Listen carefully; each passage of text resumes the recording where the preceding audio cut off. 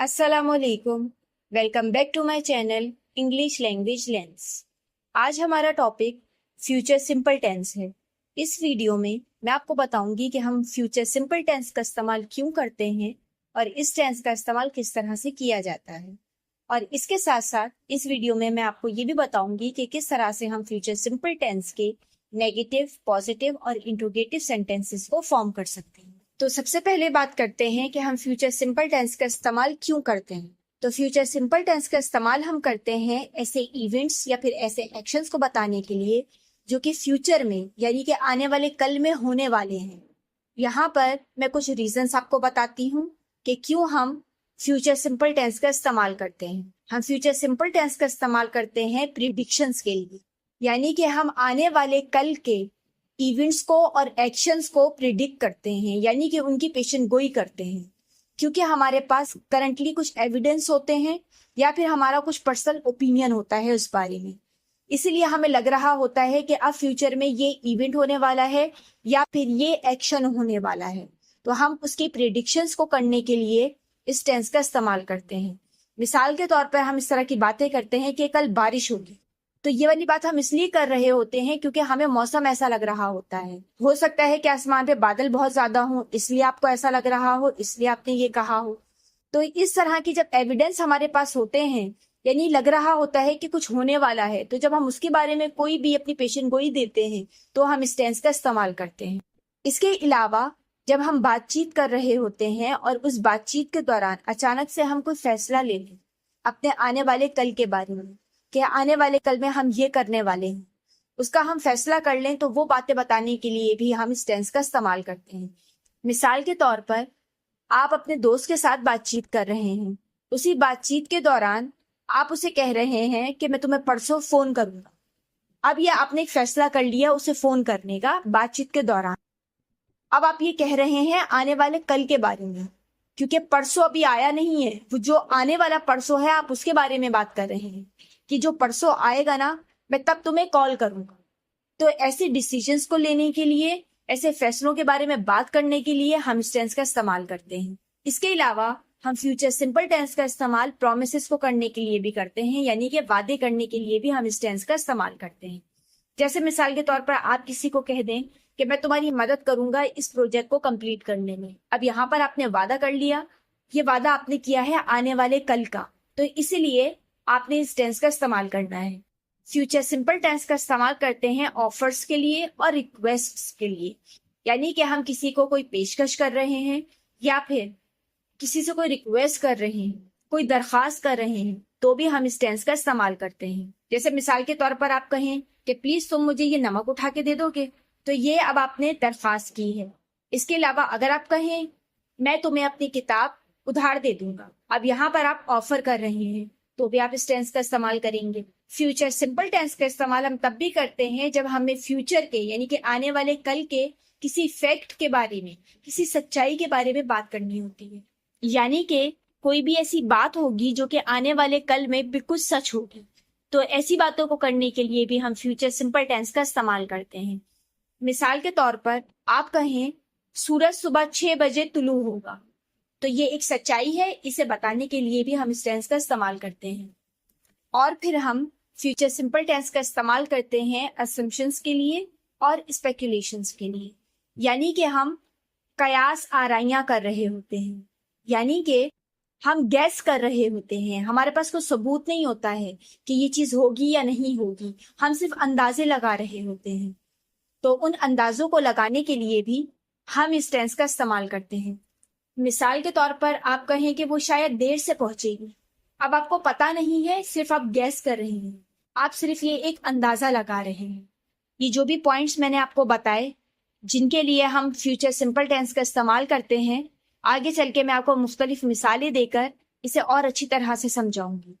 फिलहाल हम सबसे पहले बात करते हैं कि किस तरह से हम फ्यूचर सिंपल टेंस का इस्तेमाल करके पॉजिटिव सेंटेंसेस को फॉर्म कर सकते हैं।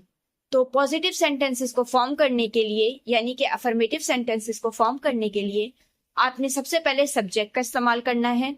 सब्जेक्ट कुछ भी हो सकता है, he, she, it, I, we, you, they, कुछ भी हो सकता है।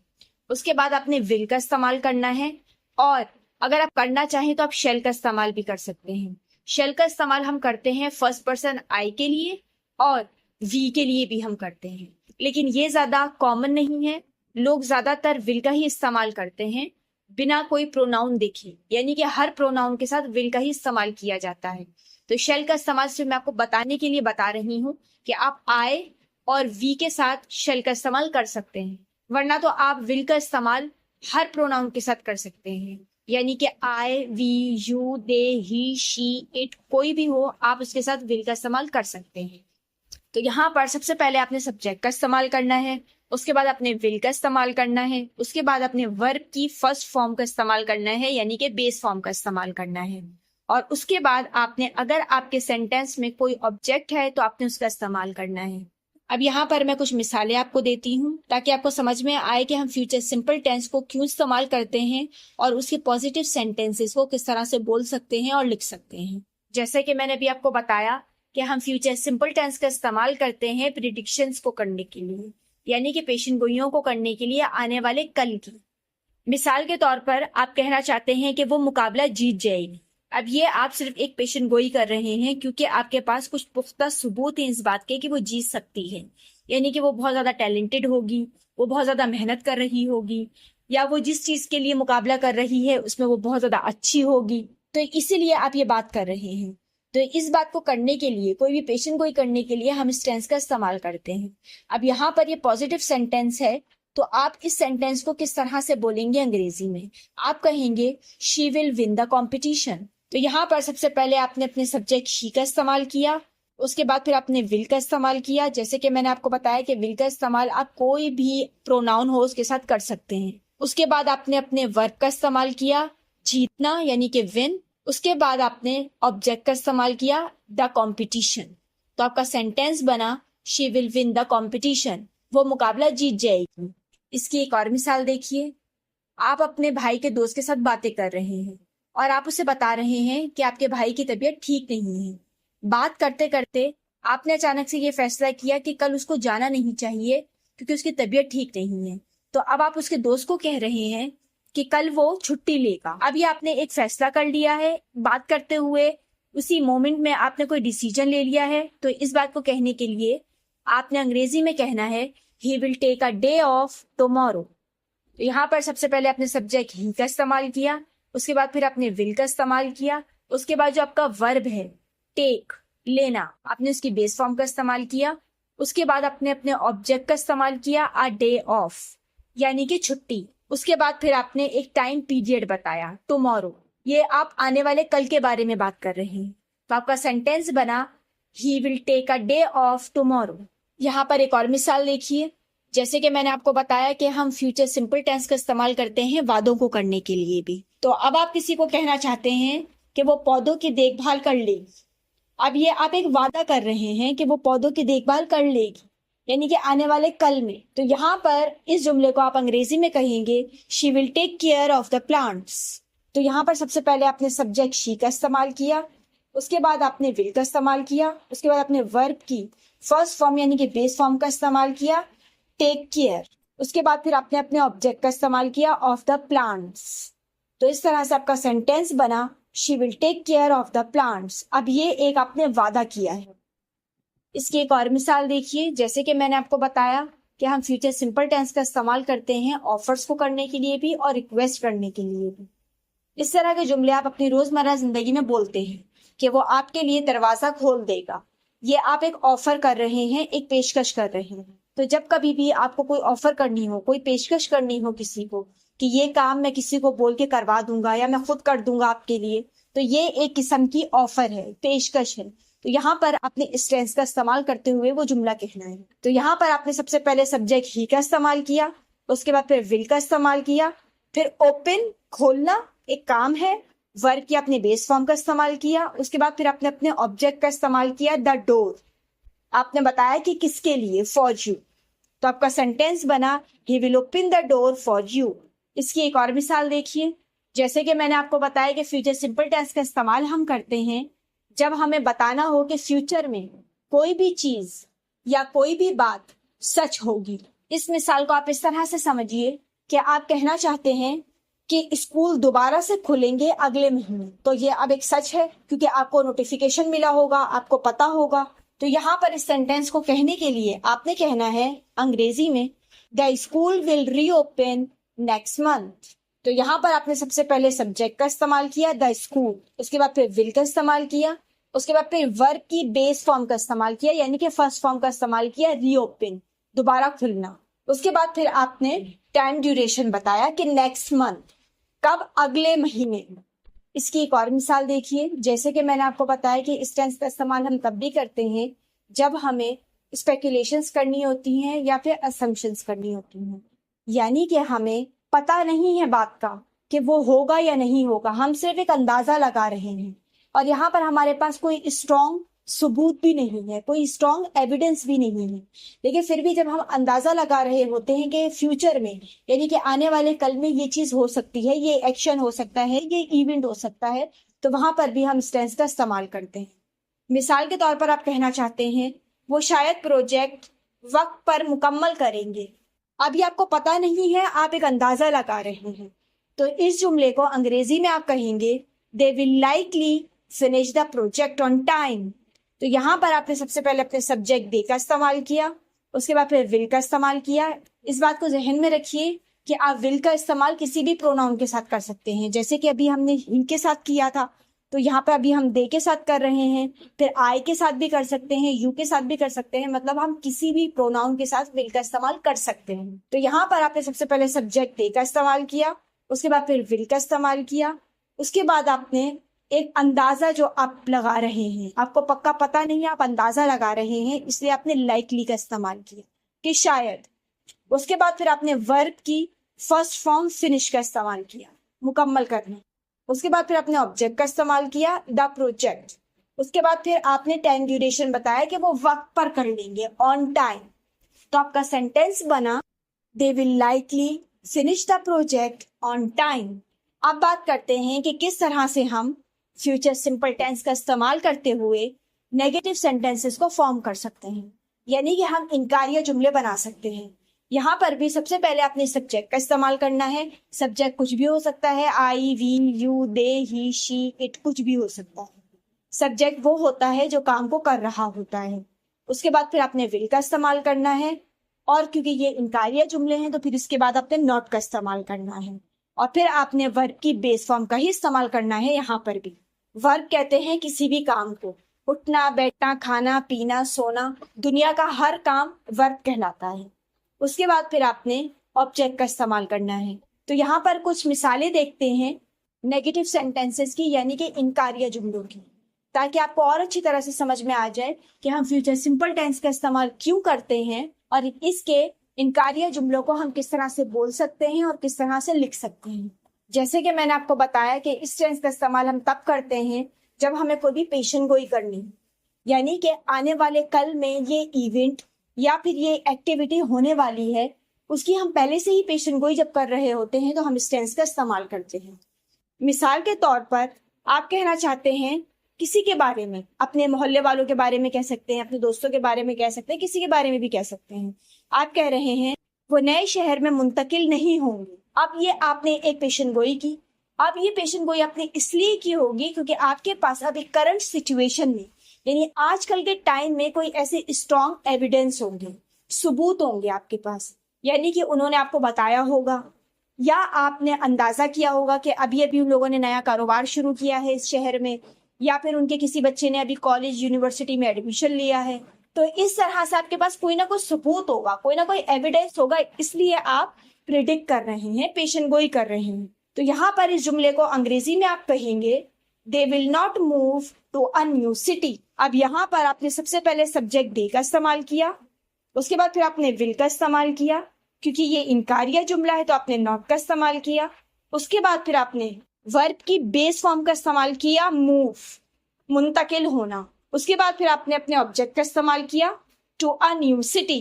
तो आपका सेंटेंस बना they will not move to a new city. यहाँ पर एक और मिसाल देखिए, आप और आपकी दोस्त बातें कर रहे हैं। बातें करते हुए उसी दौरान आपने फैसला किया कि आपने, आपकी दोस्त ने और आपकी बहन ने कल की शॉपिंग मॉल में एक ड्रेस देखा था, अब वो आपकी बहन नहीं खरीदेगी। क्योंकि आपको अपने दोस्त के साथ बातचीत के दौरान पता चला कि वो जो शॉपिंग मॉल है वो बहुत ज़्यादा महंगा है, या फिर आपको पता चला कि कहीं और सेल लगी हुई है। तो आपने उसी कॉन्वर्सेशन के दौरान, उसी बातचीत के दौरान ये फैसला कर लिया कि आपकी जो बहन है वो जो कल ड्रेस देख कर आई है वो नहीं लेगी अब। तो इसीलिए आप अपने दोस्त को कहना चाहती हैं कि वो लिबास नहीं खरीदेगी। तो इस जुमले को आप अंग्रेजी में कहेंगी she will not by that dress.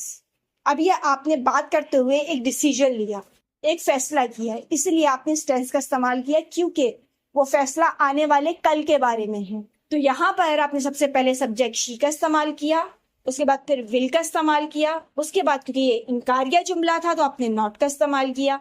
यहाँ पर भी आपने वर्ब की बेस फॉर्म बाय का इस्तेमाल किया, खरीदना काम है एक। उसके बाद ऑब्जेक्ट का इस्तेमाल किया, दैट ड्रेस, वो वाला ड्रेस। यहाँ पर एक और मिसाल देखिए, जैसे कि मैंने आपको बताया कि इस टेंस का इस्तेमाल हम तब भी करते हैं जब हमें किसी के साथ कोई वादा करना होता है। आप अपने एक दोस्त को कह रहे हैं कि वो किसी को आपका राज नहीं बताएगा। कोई तीसरा दोस्त है आपका, उसको भी उसका राज पता है। अब आप अपने दोस्त को समझा रहे हैं और उसके साथ वादा कर रहे हैं कि वो किसी को आपका राज नहीं बताएगा। तो इस जुमले को आप अंग्रेजी में कहेंगे he will not tell anyone your secret. अब यहाँ पर क्योंकि आपने एक वादा किया है इसलिए आपने इस टेंस का इस्तेमाल किया है। तो यहाँ पर भी सबसे पहले आपने सब्जेक्ट ही का इस्तेमाल किया, फिर विल का इस्तेमाल किया, क्योंकि ये इनकारिया जुमला था, नेगेटिव सेंटेंस था, तो आपने नॉट का इस्तेमाल किया। उसके बाद फिर बताना किसी को, ये भी काम है, टेल, तो आपने उसकी बेस फॉर्म का इस्तेमाल किया। उसके बाद फिर आपने ऑब्जेक्ट का इस्तेमाल किया, एनीवन योर सीक्रेट, तो आपका सेंटेंस बना he will not tell anyone your secret. अब बात करते हैं कि किस तरह से हम फ्यूचर सिंपल टेंस का इस्तेमाल करते हुए इंट्रोगेटिव सेंटेंसेस को फॉर्म कर सकते हैं, यानी कि सवालिया जुमले बना सकते हैं। अब क्योंकि ये सवालिया जुमला है तो आपने सबसे पहले विल का इस्तेमाल करना है, या अगर आप शेल का इस्तेमाल कर रहे थे तो आपने शेल का इस्तेमाल करना है। उसके बाद फिर आपने सब्जेक्ट का इस्तेमाल करना है, उसके बाद आपने वर्ब की बेस फॉर्म का इस्तेमाल करना है, और उसके बाद अगर आपके सेंटेंस में कोई ऑब्जेक्ट है तो आपने उसका इस्तेमाल करना है। लेकिन हर सेंटेंस के अंदर ऑब्जेक्ट का होना जरूरी नहीं होता। इसकी भी एक मिसाल देखिए, आप और आपका भाई बैठ के बातें कर रहे थे आपके एक दोस्त के साथ। उसी बातचीत के दौरान अचानक से आपने फैसला किया कि क्यों ना मैं इसे इनवाइट कर दूं अपने घर पे खाने के लिए आज रात। तो आपने उससे पूछा क्या आप आज रात हमारे साथ खाने में शामिल होंगे, यानी कि आज रात आप हमारे साथ खाना खाएंगे। तो यहाँ पर इस जुमले को अंग्रेजी में आप कहेंगे will you join us for dinner tonight. अब यहाँ पर आपने बैठे बैठे एक फैसला किया है, इस बात को आप इस सेंस में भी ले सकते हैं, और यहाँ पर आपने ऑफर की है, आप इस बात को इस सेंस में भी ले सकते हैं। तो यहाँ पर सबसे पहले आपने, क्योंकि ये सवालिया जुमला है तो आपने विल का इस्तेमाल किया। उसके बाद क्योंकि आप अपने दोस्त के साथ बात कर रहे हैं तो आपने सब्जेक्ट यू का इस्तेमाल किया। उसके बाद फिर आपने वर्ब की बेस फॉर्म का इस्तेमाल किया, ज्वाइन करना, यानी कि शामिल होना। उसके बाद फिर आपने ऑब्जेक्ट का इस्तेमाल किया, अस फॉर डिनर। फिर यहाँ पर आपने एक टाइम एक्सप्रेशन यूज किया, टू नाइट, यानी आज रात। अब ये जाहिर है सुबह की बात होगी या फिर दोपहर की बात होगी, लेकिन सुबह से रात तक के बारे में बात हो रही है, यानी कि फ्यूचर के बारे में बात हो रही है, यानी कि आने वाले वक्त के बारे में बात हो रही है। तो इसीलिए आपने इस टेंस का इस्तेमाल किया। अब यहाँ पर आपका सेंटेंस बना will you join us for dinner tonight. अब इसी की एक और मिसाल देखिए, जैसे कि मैंने आपको बताया कि जब आपको किसी को कोई पेशकश करनी हो या फिर किसी से कोई दरखास्त करनी हो तो भी हम इस टेंस का इस्तेमाल करते हैं।